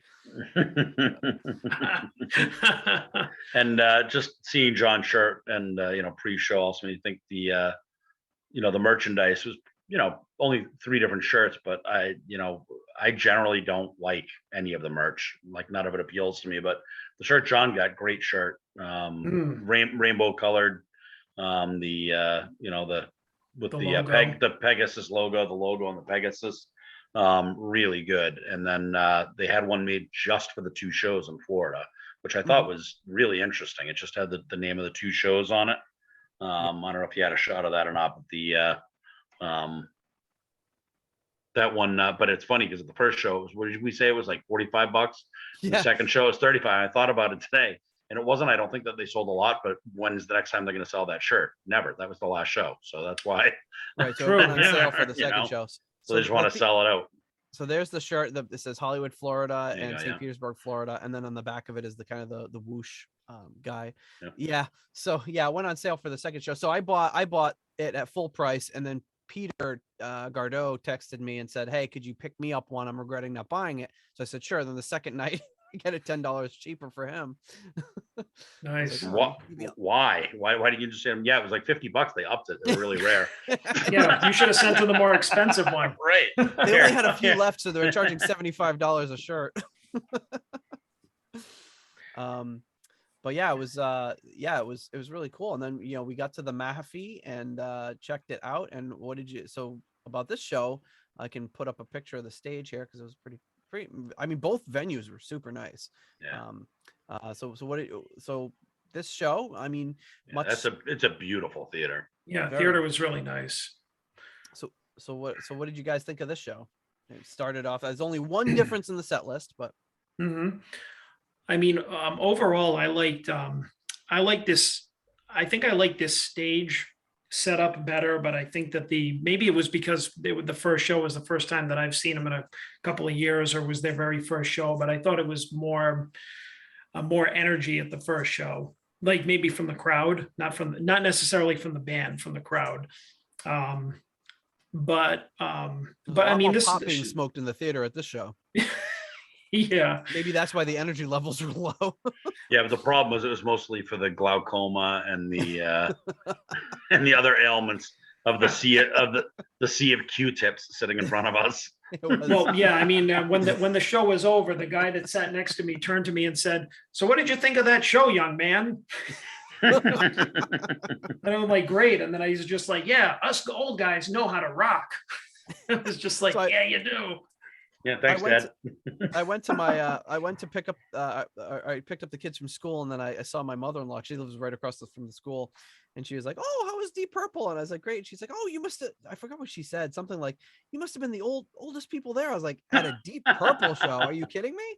I said, "We were probably in the lowest 5% of age." Yeah, but this was definitely a more intimate venue. Like it definitely struck me a lot more than being in the casino. Like when we were waiting outside to get in, and then we were in the whatever it is, the lobby area where the merch and the drinks and everything were. I was just like, wow, this is like a lot. Like, I mean, not by any stretch of the imagination, it was like, like 12,000 people or anything, but I'm like, there's a lot of people that come out and see this band, that's like this. I was just kind of, it just always blows me away. It makes me happy when I feel like there's just this huge throng of people to see a band that I like. So, yeah, definitely, liked the venue, and of course the show, which was, almost identical. Although there was some playing in spots that was, I think after they had worked out some of the kinks, was you could tell it went a little smoother in some areas the second night. Yeah, and the opening act, the Blue Oyster Cult didn't open. It was the Georgia Thunderbolts opened for this show. Mm-hmm. And who I got to say, I actually enjoyed. Wasn't expecting to enjoy them, but the singer had a great voice, like a really good voice. Songs okay. I mean, I went and listened to them. They got some better songs. I'm surprised they didn't play them. But the thing that really struck me, and I know John too, was that they were really appreciative of being there. They understood what their job was. They understood how lucky they were to be there, and they said it. They're like, "Can you believe this? Like, we're opening for Deep Purple. Are you ready for Deep Purple?" Like, they were as excited like, as this is the biggest show of our lives, or something. Yeah, like that. and it really helped me like them, and I think they won over a lot of the crowd. I went on their Facebook page, and they got a lot of positive feedback from that show, and well deserved. Mm-hmm. Yeah, they did a really nice job, and we were talking all day about, we'll just skip the opening act. We don't, but by the time we got there and we heard them for a few seconds, like, we'll hang around, and we ended up catching the whole thing. Yeah, well, I probably would have walked out of security and let me move, but that was another story. Well, I think we would have done that if it was like Blue Oyster Cult again. I think that was what our thinking is. If it was them again, we already saw them, where there's no surprise. We don't have to rush to get there, but so they opened obviously the same way. I don't think we mentioned it before, but they do the Mars Bringer of War, Highway Star, Pictures of Home, Strange Guy Woman, and then went right into Nothing at All again, which seemed a little smoother. And not that there was anything wrong with it the first night, but it seemed like they were a little bit more comfortable playing it the second night. Steve was more fluid with it. He was it seemed a little tougher for him the first show, like, but this show it seemed a little more fluid and cleaner. Well, it's one of those songs that's so technically demanding for Steven, for Don anyway. The three of the rest of them is I would say it's probably average for the Ians and Roger, but for the two of them, I get stressful just thinking about playing it. It's just so intense what they're, even though it's such a mellow sounding song and it sounds so calm, what they're actually doing physically on those instruments is crazy. And one thing I didn't notice until I listened back to my recording, because I recorded both of the shows, was you bootleg? What? Oh my goodness. Oh my God. Hey, they saw me bring it in. Nobody said anything. Security didn't tackle you to the ground and drag you out. It's not like I was standing next to my seat, Rich. I was just recording the show. Oh, that's right. It was only if you stood up. Had you were stood the real up, miscreant. Had you stood up and recorded the show, it would have been a real problem. Yeah, exactly. They'd be like, "Sit down." I'm like, I'm just recording this so I could sell it and mass produce it. Sit down. Especially that old school marm that I had to go back and forth with. She tells me this now, just so everybody knows, we're in the front row of the loge, so just off the floor. We're in the front row, but where John and I were, there was nobody sitting behind us. Like, our seats extended past everybody. There's nobody behind us. So I stood up as soon as the show started getting started, and I get a tap on the shoulder and told to sit down. And I'm like, sit down now or for the whole show? And she looked at me and she said, "We'll see." And I'm like, that's ridiculous. So of course, as soon as I said that's ridiculous, I had flashes of being on the airplane and saying, "You don't wear your mask" or something. And all of a sudden now here come the regular security guys who were about 80, 87, and 70. The young guy they sent over at 74. And I told John later, like, listen, I'm generally like a play by the rules kind of guy. I don't, like, I get it. Like, everyone's got a job to do. You need me to sit down, I'll sit down. But I just had visions of tossing those guys over one by one and making a stack of them on the other side. I think, like, just to prove a point of, like, if you're going to have security, you have to have people that can be security. Like, yeah, what are they going to do if you cause a real stink? Right. Yeah, I mean, they're gonna all break a hip getting over there to, like, tell you to get out. So the one guy tells me, like, and he was being not friendly about it. Like, you got to sit down. That's it. Everybody's got to sit down. People behind you are complaining, which clearly they weren't, because there was nobody behind us. But, like, I think his point was, like, if you stand up, then everybody's going to stand up. And so I pointed to the people in front of us, and I'm like, okay, well, then I'm complaining about them. Sit them down. The entire audience is standing up. Yeah, everyone was standing up. So he went away for a few minutes, and he came back, and he actually leaned down. And I give him a lot of credit for this. He leaned down and he said, "Hey, I just want to say I'm really sorry. You're right. Everyone's standing up. And I singled you out. Go ahead and stand up." So I stand up, I am not standing up, 30 seconds, John? Not even 30 seconds, probably 15 seconds. And so the security guard comes over and goes, sit down.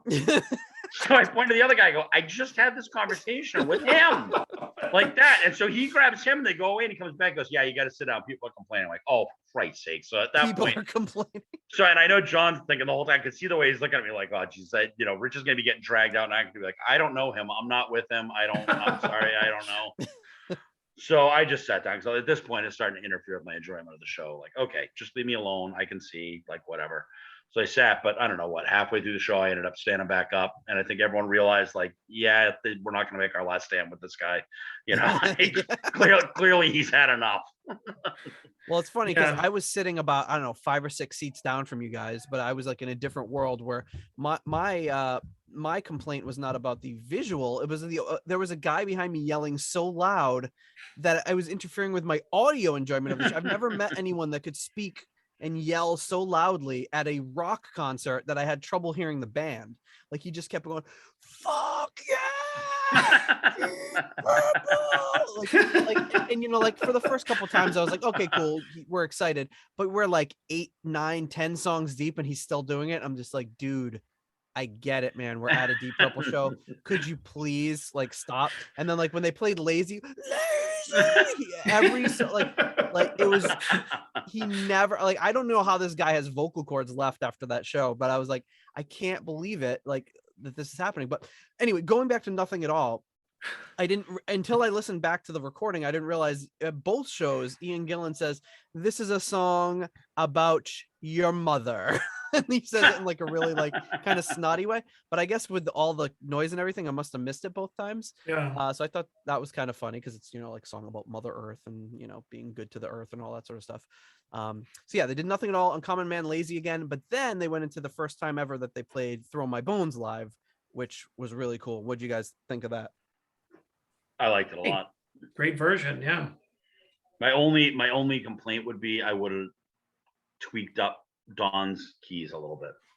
Like I wasn't catching the string part as much as I, in the recorded version. Yep.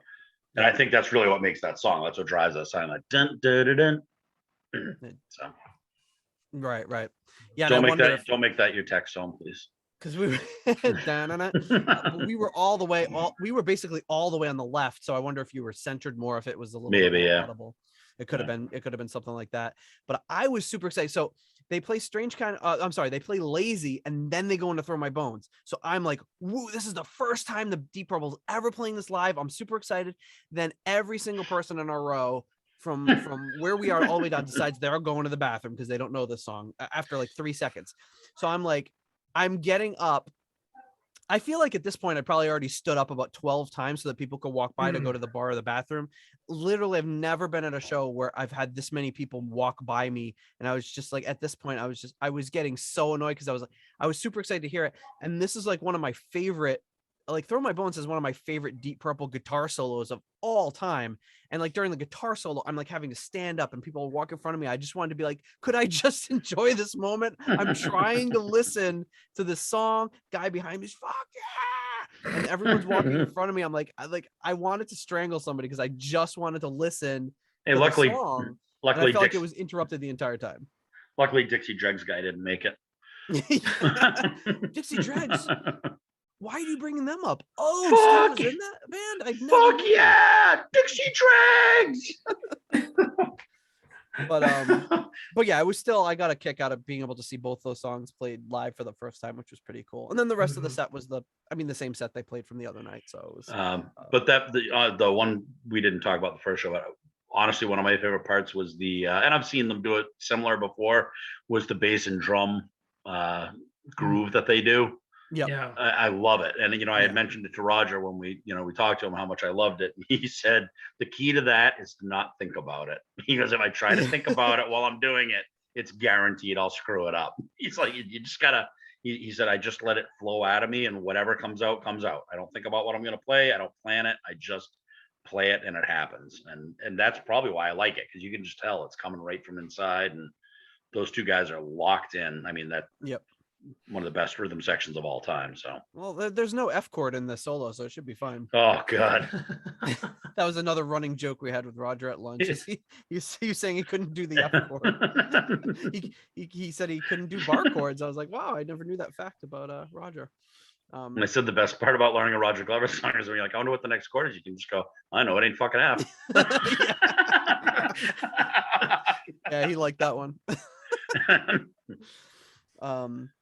Yeah, so yeah, it was, I mean, I'd say maybe like a hair more like tight than the previous show, but both shows were, I mean, pretty spot on. These are, you know, the great thing about a band at this level, playing at this level with this level of experience and this much experience, you're not going to get a wild fluctuation in quality. It's not like you're going to have one show that's amazing, one show that's like a complete turd. You're going to get shows that are all super solid, super packed with great songs. And, you know, like you're talking about like one song's a 9.5, another song's or one show's a 9.5, another show's a 10, another show's a 9. Like it was a really great experience seeing that show too. So absolutely.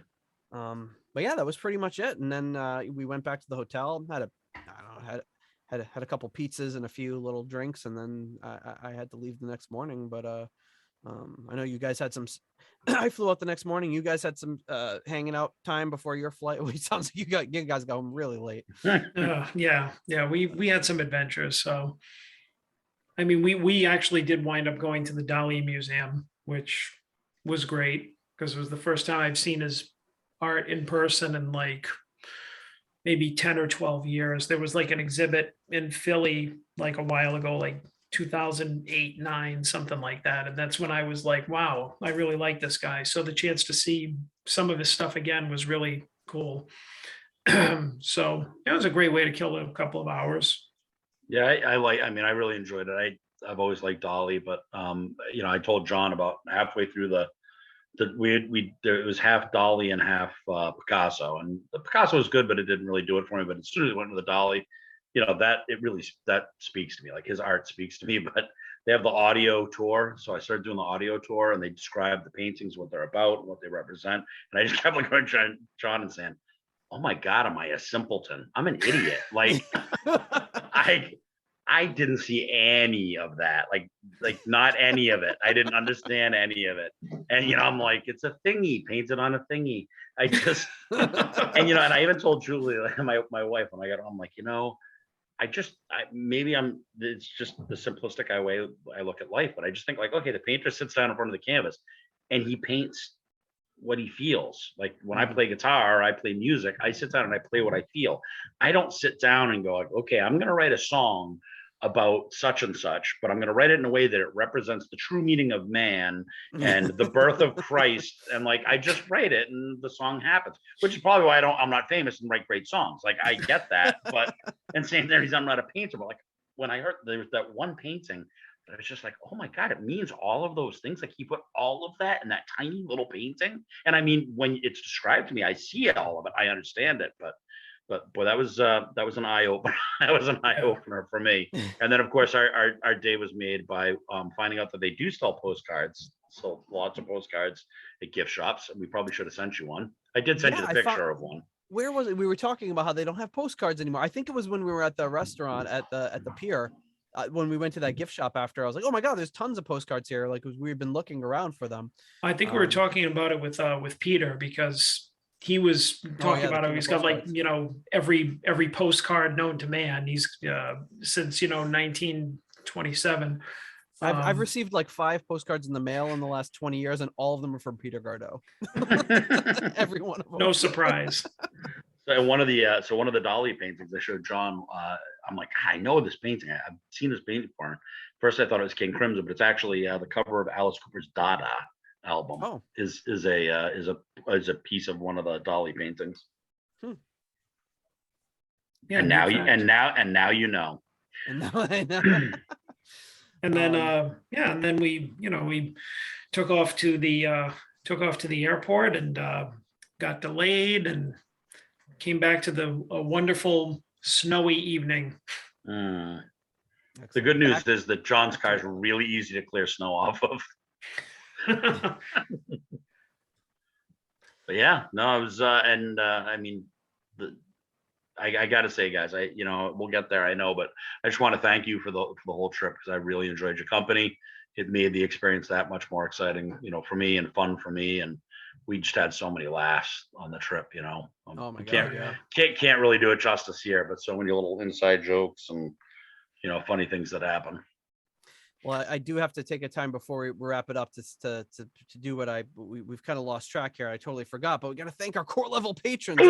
Oh my God. We're two patron categories behind here. So at the $7.77 Keep It Warm Rat tier, we got Michael Vader. At the episode $6.66 tier, we've got Steve Coldwell, Arthur Smith, Anton Glaving, and Mike Catan. At the $6.65 Almost Evil tier, we have Kenny Wymore. At the $5.99 Nice Price tier, we have Fielding Fowler, Robert Smith, and Peter from Illinois.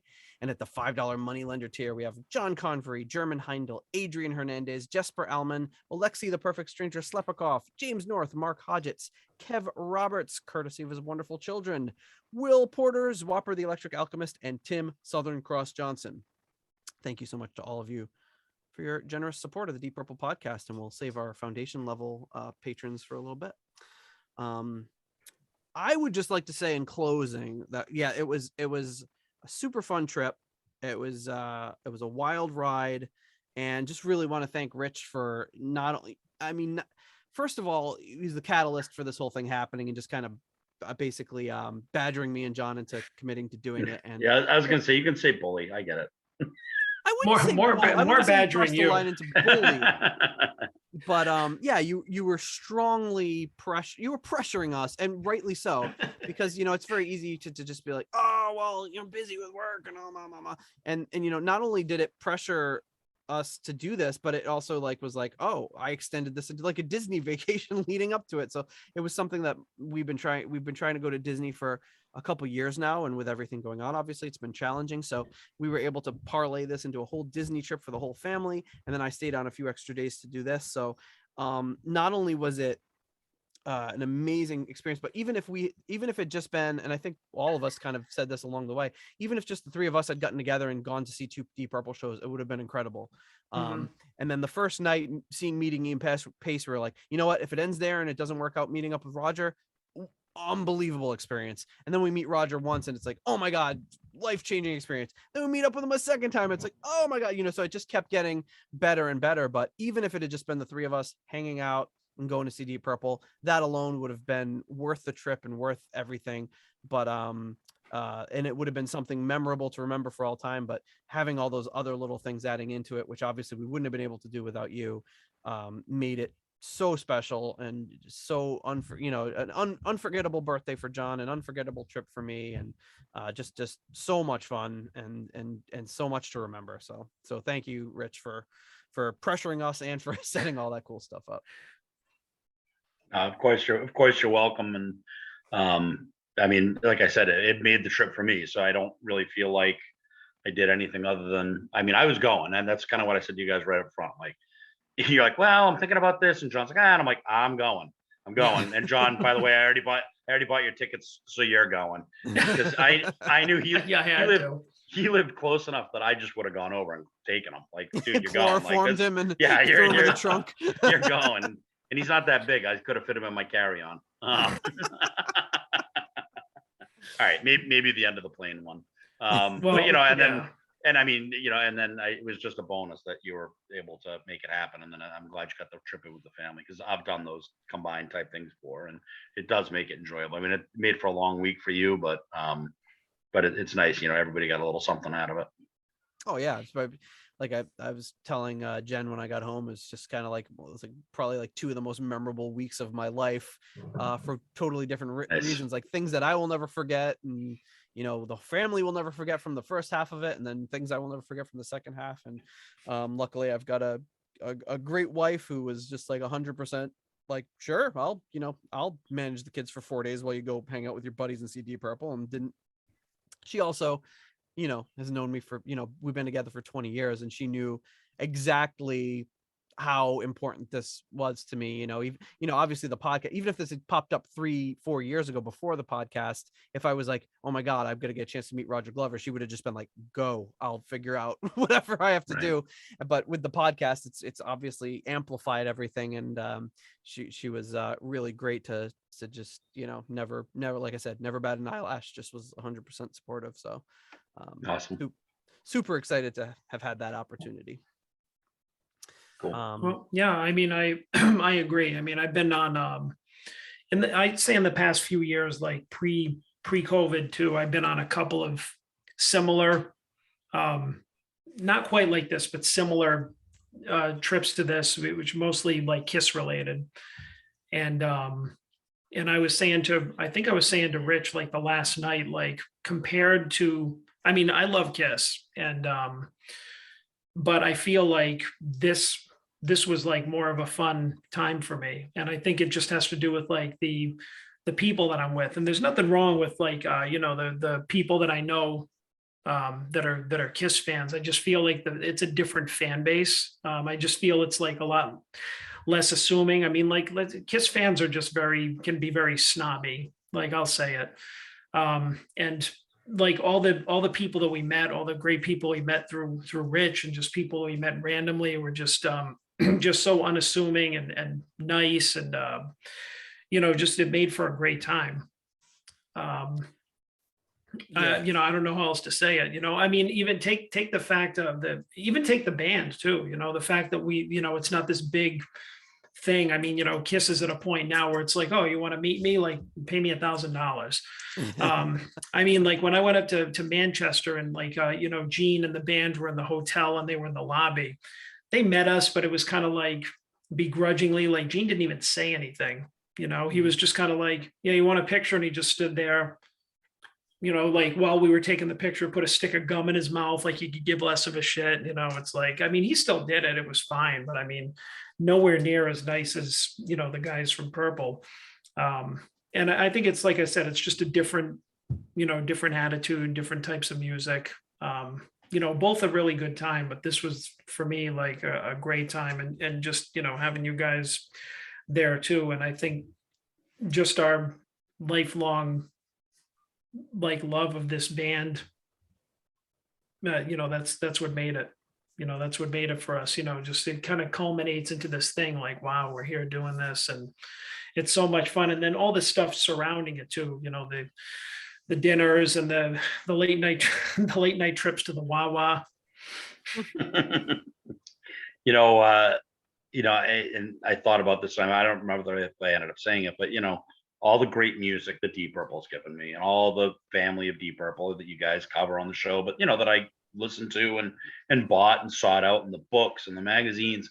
Beyond that, Deep Purple's brought a lot of good people into my life, and you guys included, for sure. And you're just the latest addition to my, Purple friends, I call them, but you got to meet some of them. You got to meet Yoko and Glenn, and obviously Doug minus the beer from that abroad. And but seriously, I mean, those are the people that have come into my life because of all of this.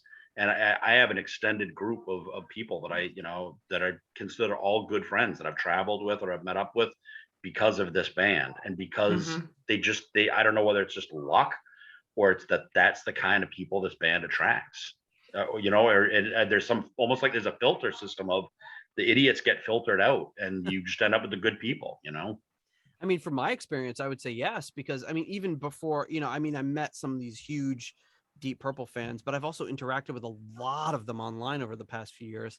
And there's not that, like John said, snobbery at all. Like you could be talking to, some of these guys, like we were joking about with Glenn, is like, you're talking to somebody who has 100 individual copies of Machine Head, all different printings and pressings from everything, blah, blah, blah.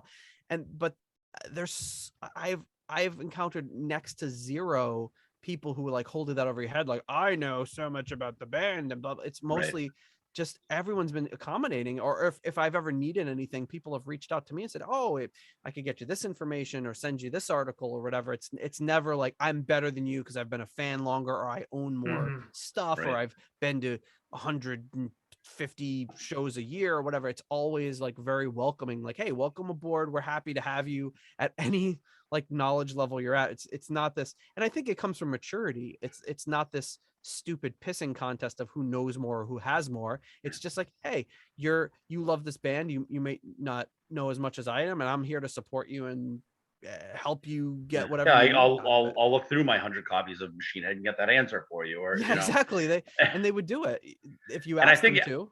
I think it was Doug that said it, a comment somewhere, but he said something along the lines of like, I'm glad Rich got you sorted out, and seating the band, just meaning that I was able to get you to meet Roger and all that. And whereas, most people would expect to be like, oh, I can't believe you didn't get me backstage or meet this guy, or like, everyone's just happy for you guys that you got to, do what you got to, do on the tour. We did. So, I can't say enough about the people I've met over the years and how nicely they've treated me, and I told you guys that story about, going to see the Royal Albert Hall concerts on my honeymoon. First of all, having a wife that allowed me to completely reroute my honeymoon and skip Portugal and go to those shows instead. But, after the show, we were all kind of sitting around sharing stories, hanging out. Our seats were way further back in the hall than a lot of our friends were up front. One of them just saying to me, Jim, thank you. Hey, did you get a pick? And I said, no. And he reached in his pocket and he pulled out one of the picks from the shows and gave it to me. How many people would do that? Like they would have wanted to keep that little momentum all to themselves. And he's like, oh, it's your honeymoon, you should have this, So pretty cool. It's amazing. And so many people who follow the show who know my story from a few years ago when I thought I had a backstage pass and I didn't, and I didn't get to get my copy of the Butterfly Ball signed. And we laughed about it at the time. I was like, I didn't hear that. That happened. That's so weird. I told John I was going to tell Roger ahead of time. So when you went over it, I wanted to have him be like, I'm sorry, you didn't pay for the right pass to have lunch with us. You have to sit at that table over there. That would have been awesome. But it's one of those funny things that was just like kind of my own stupidity and everything. But there were so many people that, here it is 3 years later saying like, oh, Nate, I'm so glad this has come full circle for you. And, that remembered this silly little thing from years ago and said, and were happy for me about being able to finally close that circle and in the most grandiose way possible. So it was pretty cool. It was, like I said, a great experience and huge thank you to all the fans. Before we end it though, do have to do one last thank you to our foundation level patrons coming in at the $3.33 halfway to evil tier. We have Raf Calf at the $3 Nobody's Perfect tier. We have Peter Gardeau, the Gardeau, Ian DeRosier, Mark Roback, Duncan Leask, Stuart McCord, Flight of the Rat Bat Blue Light, and Ivan Fieldboo.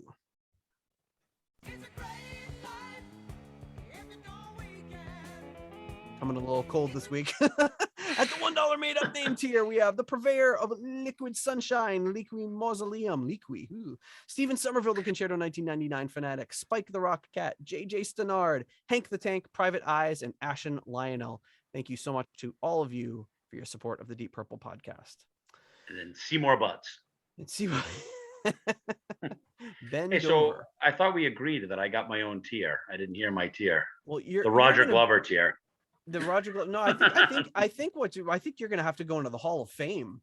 Ooh, I like that. I think we need a listener Hall of Fame, and I think you're going to be the first inductee. We'll have to have an official ceremony or something.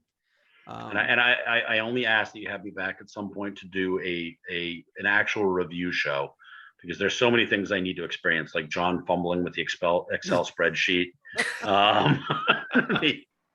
No, but I because most people are listening to this episode probably now 2+ hours long or whatever it is, going, holy crap, will you shut up and play some music. I would like to be on one where I actually get to comment on the music with you guys at some point. Yes, we'll have to definitely do that. I think there's lots of great material out there, and we've got like we've talked about many times in the show, there's no end in sight to the list of episodes that we have in the hopper. So who knows what it could be. No fancy. I was going to say we could have you on for the Glenn Hughes Christmas album. Oh God. What's that one titled? Stick a Fork in My Eye. Ew. All right, well, thank you guys, appreciate you coming on, and it was a great trip, and hopefully we'll get to do it again. Yeah, Yeah, it was great. This was great reliving it. Yeah. Yes, it was. Thanks, guys. And so my family keeps asking me how the trip was. I'll just be like, listen to the podcast. Yeah, listen, I'm not gonna waste my time telling you. I already recorded a show about it. All right. Well, thanks, Rich. Thanks, John. And to everyone listening, we'll see you next week. Thank you for listening to the Deep Purple Podcast. If you like what you hear and would like more episodes in the future, please donate on Patreon to support the show. You can also leave us a review in Apple Podcasts to help new people discover the show. You can follow us on YouTube, Instagram, Twitter, and Facebook for show updates. See deeppurplepodcast.com for more details. Thank you for listening.